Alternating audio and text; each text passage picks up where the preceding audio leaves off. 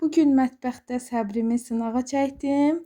Asan görünməsinə baxmayaraq, hazırlanma qaydası böyük əmək, bacarıq və hövsələ tələb edən Türkiyənin Malatya bölgəsinə aid olan analı qızlı şorbasını hazırladım. Düşünürəm ki, çəkdiyim hər bir əziyyət sizə dəyər. Ona görə də həvəslə, maraqla sizin üçün çəkib paylaşmağı özümə borc bildim. İndi isə keçək hazırlanma qaydasına. 1 stəkan incə bulquru və yarım stəkan irmiyi adi soyuq su ilə isladırıq.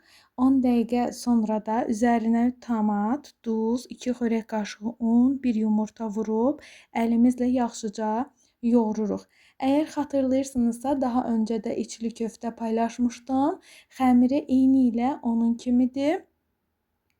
Xəmiri hazırlayıb bir kənara qoyuruq. Daha sonra da qızğın yağa çəkilmiş əti əlavə edib qarışdırıram.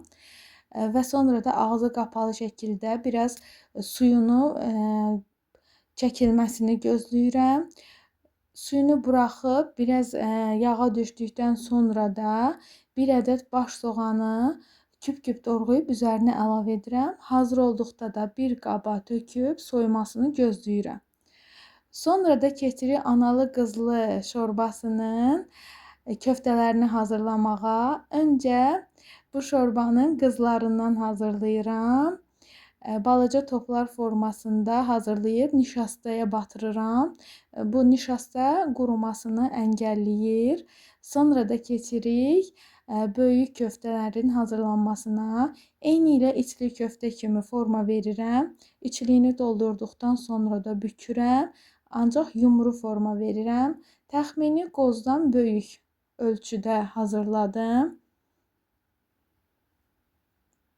Tomatla əti də yağda qovurduqdan sonra üzərinə noxud və qaynar su əlavə edirəm.